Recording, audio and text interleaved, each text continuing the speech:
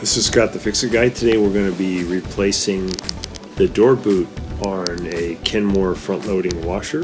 So we're going to remove 3 1/4-inch screws from the back of the washing machine at the top so we can remove the top panel. So once you get these screws out, you're just going to lift up a little bit on the back of the top panel, and then you should be able to wiggle it out and just put it off to the side. So next we're going to remove the detergent drawer. You have to push down on a little tab to get it out. We're going to use a Torx 15 bit to remove 1 screw here on the left. And now you should be able to grab this upper control panel and wiggle it out. And we're just going to lift that up and put it out of the way. We're trying to get to the front panel to remove the screws that are holding it in. So it's just a couple of screws here that are the 1/4-inch type. Just spin those out, and then we've got a couple of Torx 15 screws that are on the door lock. Hey guys, can you take just a second to click on the subscription link below? It really helps our channel, and also the bell notification, so every time we make a new video we can send it right to you. We make a new video about once every week. Really appreciate that, and if you give us a thumbs up, it'd be great. Thank you. So open the door, remove those 2.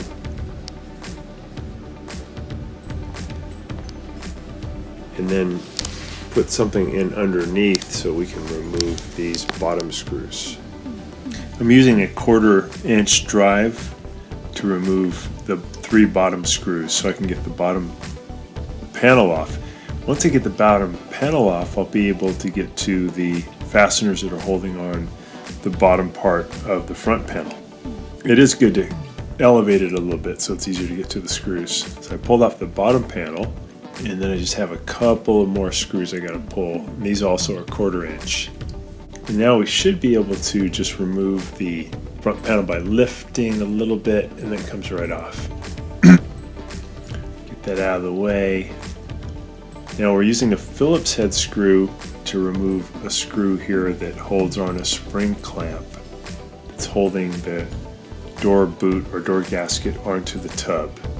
So I get that fully loosened. Then I can pull that ring off.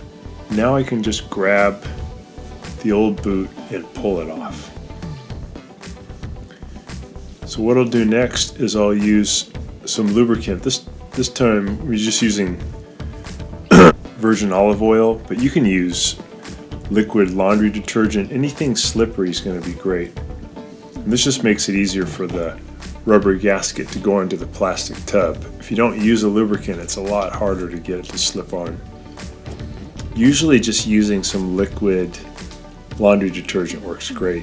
So I'm going to make sure this top piece, the one with the triangle, is at the 12 o'clock position.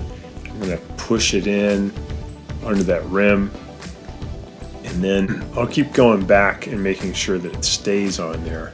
I'm going to go over to 1 o'clock, push that in. I'll go over to 2 o'clock, push that in, over to 3 o'clock, push that in. And I got to keep going back and making sure that it stays in. On this particular one, the boot is rather small and you have to kind of stretch it out over the tub, which is tricky. I ended up actually using the customer to help me. They held it into position at the 9 o'clock and 3 o'clock position while I finished putting it in down at 4 o'clock, 5 o'clock, and then 6 o'clock. But had I not had help, I would have had to use clamps or something to hold it. Other manufacturers, the boot is easier to put on. You don't have to stretch it, and you can just do it yourself. This one was a little bit tricky.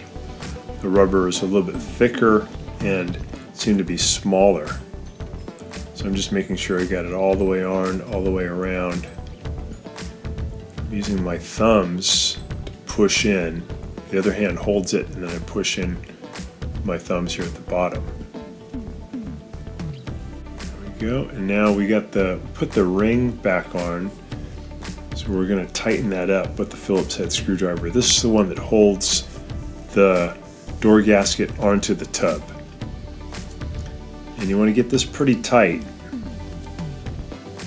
So you want to go with your Phillips head screwdriver, basically until it's giving you a lot of resistance. So we got that on strong. We don't want that to come off later, because then you have to do the whole disassembly again to get to it.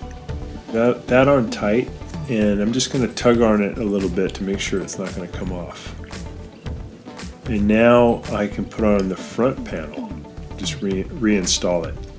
So I got that back on, and I'm pushing the boot in now inside the tub, just to kind of get it out of the way.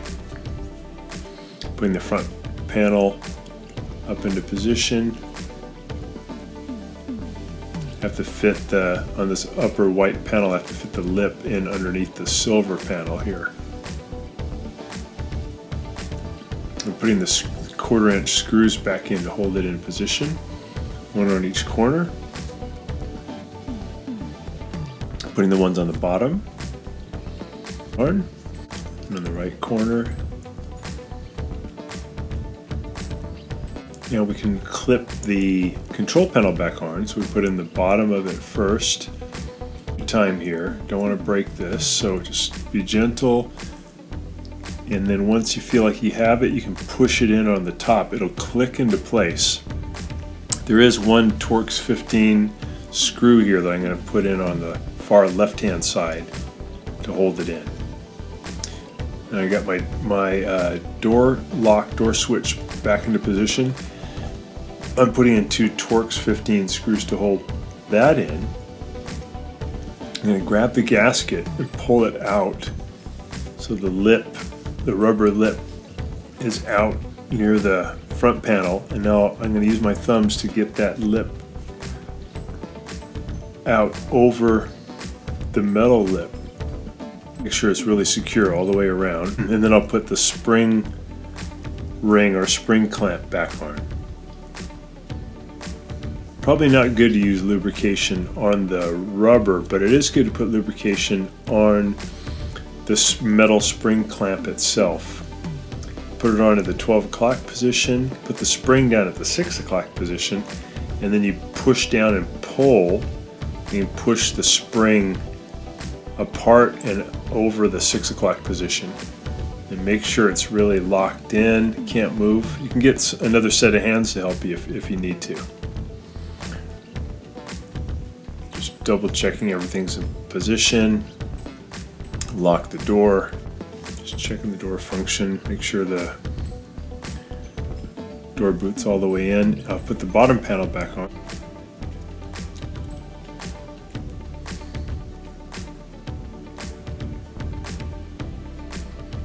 And I'll put those 3 1/4" screws back on the bottom panel.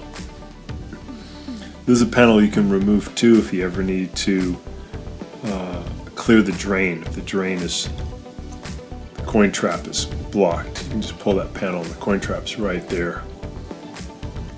Also, it's pretty easy to take off the motor control board if you need to by removing that bottom panel.